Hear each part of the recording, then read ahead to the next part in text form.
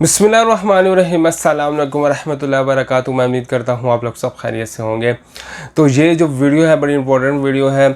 मुझे एक कमेंट आया था, काइंडली बाई ब्रीफ से एक्सप्लेन कर दें कि आफ्टर द इशुएंस ऑफ नियोला ओस्ता नेक्स्ट स्टेप क्या है, स्टेप बाय स्टेप बता दें।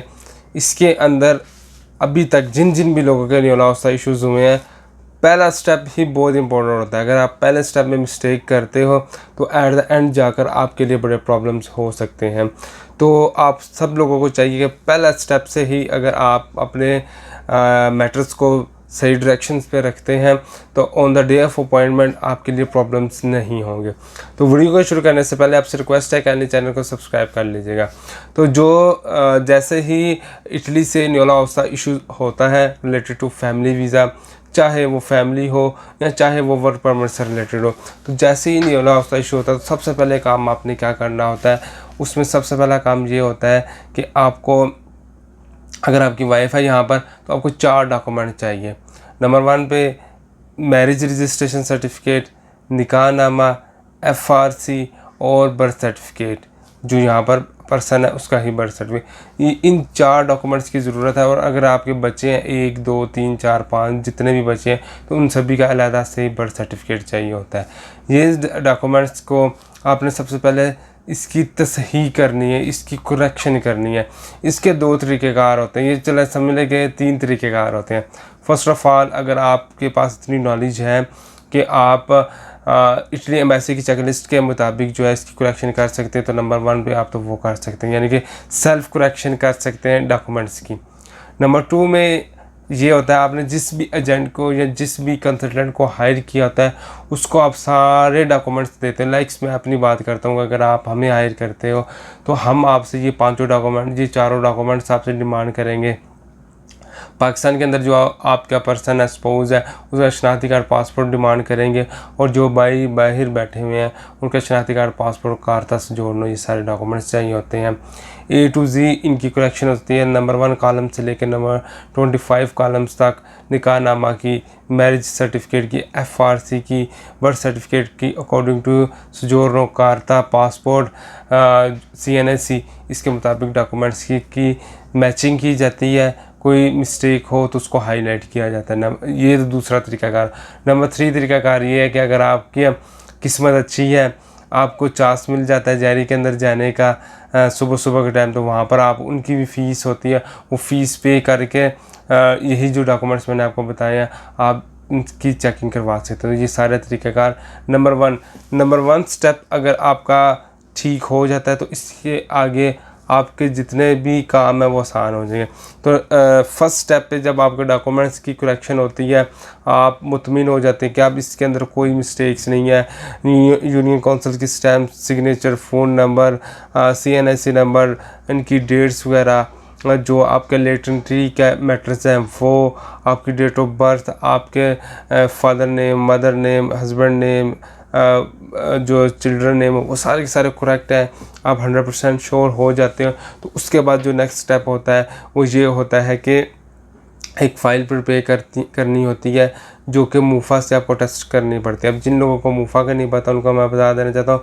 मूफ़ा को एब्रिविएशन है, वैसे इसको मिनिस्ट्री ऑफ फॉरेन अफेयर बोला जाता है और उर्दू में इसको वजारत ख़ारजा बोला जाता है। ठीक हो गया। तो आपने इन डॉक्यूमेंट्स को वजारत ख़ारजा, मूफ़ा या फिर जो भी जिसको भी समझ आती है, मिनिस्ट्री ऑफ फॉरेन अफेयर से आपको जो है तस्दीक करवानी पड़ती है। इसके लिए जो हस्बैंड है और वाइफ है, इनके शनाख्ती कार्ड की कापीज़ चाहिए होती हैं और सारे डॉक्यूमेंट्स ओरिजिनल चाहिए होते हैं।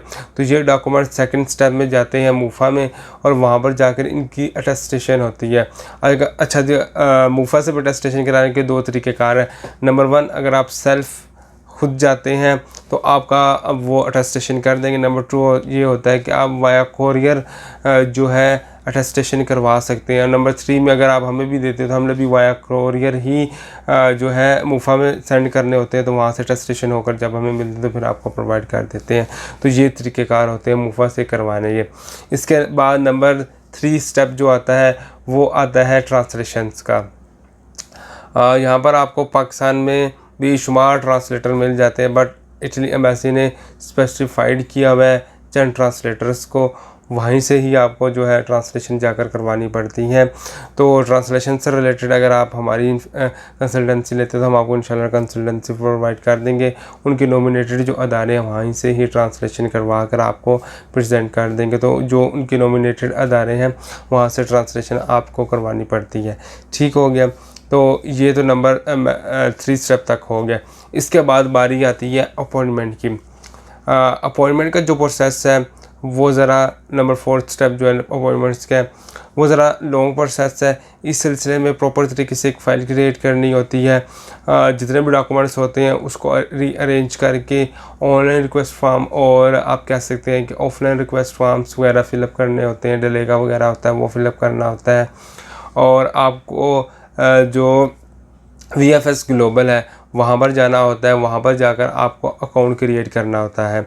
अकाउंट क्रिएट करके आप रेगुलरली वहाँ पर चेक करते रहें। जब भी स्लॉट अवेलेबल होती है तो आप बुक कर सकते हैं। वो स्लॉट लाहौर की भी ओपन हो सकती है, इस्लामाबाद की भी ओपन हो सकती है। जहाँ पर सबसे ज़्यादा जो क्वेश्चन आते हैं वो ये आते हैं कि भाई हम पंजाब वाली साइड से हैं, पेशावर वाली साइड से हैं, इस्लामाबाद रावलपिंडी वाली साइड से हैं, हमें इस्लामाबाद और लाहौर की जो है VFS की अपॉइंटमेंट नहीं मिल रही, तो आया क्या हम कराची की अपॉइंटमेंट अवेल करके वहाँ पर जाकर सबमिशन करवा सकते हैं। तो अगर आप इटली एम्बेसी की इंस्ट्रक्शंस पढ़ते हो तो वहाँ पर वाज़ह तौर पर ये मेंशन है कि जिसका ID कार्ड पेशावर या पंजाब साइड से है तो वो कराची में आकर फ़ाइल की सबमिशन नहीं करवा सकता। ठीक हो गया।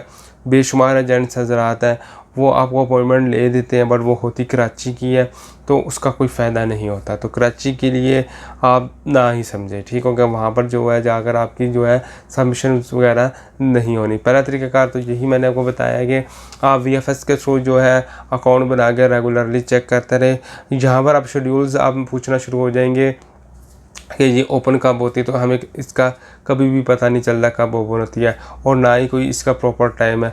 रात को 12:30 12:15 भी ओपन हो सकती है, सुबह फर्स्ट टाइम भी ओपन हो सकती है। तो ये आप पर होता है कि आप कितनी नज़र VFS ग्लोबल की जो साइट है वहाँ पर रखते हैं, फिर जाकर आपको जो है वो अपॉइंटमेंट मिलती है। नंबर 1 तो ये है। नंबर 2 तरीक़ाकार ये है कि आप इटली एम्बेसी को ईमेल्स करते हैं। ईमेल्स का भी यही इश्यूज़ आते हैं। अगर एक महीने में 30 दिन है तो 30 दिन में तकरीबन 10 से 15 दिन तो उनका मेल बॉक्स ही फुल होता है। जब वो एम्प्टी होता है तो उसके बाद ही आपको जो है वो ईमेल्स करनी होती हैं। तो ये 2 तरीक़ेकार जो ऑफिशियली नॉमिनेटेड तरीक़ेकार है इनके थ्रू ही आप अप्लाई कर सकते हैं। अच्छा, इस काम के लिए अगर आप किसी बंदे को हायर भी करते हो तो उसने भी यही काम करने होते हैं। वाया ईमेल 3 से 4 माह लग जाते हैं अपॉइंटमेंट्स को अवेल करने में। और जो अगर आप बात करते हो VFS ग्लोबल की उसका मैं कुछ कह नहीं सकता कि कभी भी वो ओपन हो जाती हैं। तो ये तरीक़ाकार सारा होता है। तो इसमें जब आपको अपॉइंटमेंट मिल जाती है तो आप अपने डॉक्यूमेंट्स जाते हैं जहरी में या एम्बेसी में। यहाँ पर भी 2 तरीक़ेकार है, जहरी में या एम्बेसी में जाकर सबमिशन करवाते हैं। तो करंटली अगर आपको डायरेक्ट इटली एम्बेसी की अपॉइंटमेंट मिलती है तो उसका एक बेनिफिट है। उसका बेनिफिट ये है कि जब आपके डॉक्यूमेंट 10 से 15 दिन के बाद लीगलाइज होकर मिलते हैं तो Italy embassy automatically next appointment के लिए आपको ईमेल कर देती है। ये उन लोगों के लिए होता है जिनको डायरेक्ट इटली एम्बेसी की अपॉइंटमेंट्स मिलती हैं, तो उनको सेकंड अपॉइंटमेंट लेने की ज़रूरत नहीं पड़ती। इटली एम्बेसी ऑटोमेटिकली उन्हें ईमेल्स कर देती हैं कि आप लाहौर में या फिर इस्लामाबाद में जाकर फ़लाने दिन जो है जाकर अपनी फ़ाइल जमा करवा सकते हैं। लाइक जिन जिन लोगों को आजकल इटली एम्बेसी की तरफ से इस तरह अपॉइंटमेंट्स मिली है तो उन्हें फरवरी 2023 तक की अपॉइंटमेंट्स मिली हुई हैं। ठीक हो गया। नंबर 1 तरीक़ाकार तो ये है। दूसरा तरीक़ाकार ये है कि अगर तो आपके लीगलाइजेशन की फ़ाइल जो है वो जैरी फ्लेक्स में सबमिशन हुई है, लाइक या तो इस्लामाबाद में जमा हुई है या लाहौर में जमा हुई है, तो उसका सिलसिला का ये होता है कि आपकी पहले लीगलाइजेशन होगी। लीगलाइजेशन जब हो जाएगी तो उसके बाद आपको ख़ुद ही मैनुअल तरीके से, लाइक जिस तरह आपने जो होता है लीगलाइजेशन की अपॉइंटमेंट ली थी, लाइक सेम मीन उसी तरह ही आपको अपॉइंटमेंट्स के लिए अप्लाई करना पड़ता है। करंटली वीज़ा एप्लीकेशन की जो अपॉइंटमेंट्स हैं आलमोस्ट 3 से 4 महीने बाद जाकर मिल रही हैं। ये स्पेसिफिक टाइम नहीं है, इससे जल्दी भी मिल सकती है, बट करंटली इतना टाइम लग रहा है। हम खुद भी ट्राई करते हैं तो ऑलमोस्ट इतना टाइम लग जाता है। तो ये सारा तरीकाकार मैंने आपको इस वीडियो के अंदर समझा दिया है। होपफुली ये वीडियो आपके लिए वैल्यूएबल रही होगी। अगर आप हमारी कंसल्टेंसी लेना चाहते हो तो डिस्क्रिप्शन में भी हमारा नंबर मेंशन है और स्क्रीन में भी आपको हमारा जो है नंबर शो हो रहा होगा। अपना बहुत ज़्यादा ख्याल रखिएगा, चैनल को प्यार दिखाइएगा, इस वीडियो को जितना हो सके शेयर कीजिएगा। अल्लाह हाफिज़।